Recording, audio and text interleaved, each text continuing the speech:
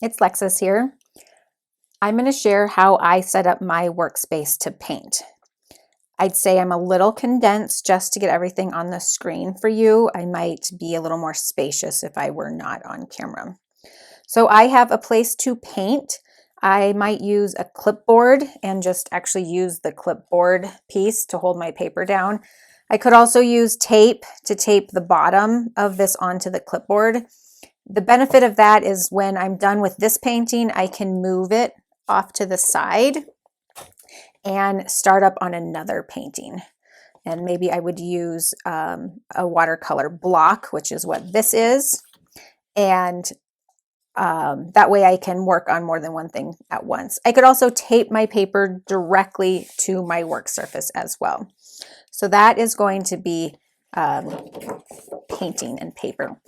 I then have my brushes, what I'm going to use. I have this cute little holder for my brushes.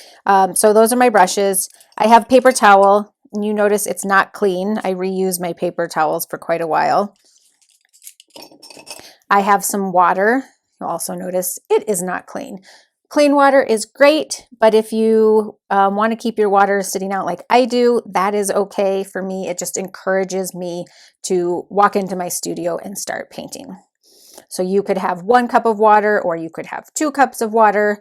You could do a warm, cool rinse. You could have a clean rinse and a dirty rinse. There are some options there. You can experiment with what feels good for you.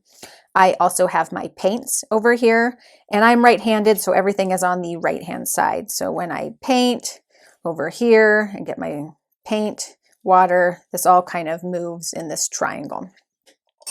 I have pens set off to the side for when I'm ready. I typically will close up my paints, move my water out of the way,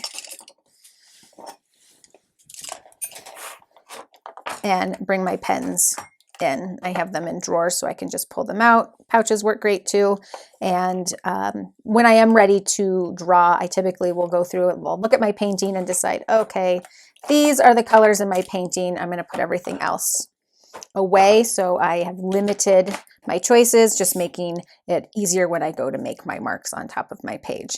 So that is how I would set up my workspace. Find what works best for you, experiment a little bit, and feel into what's comfortable.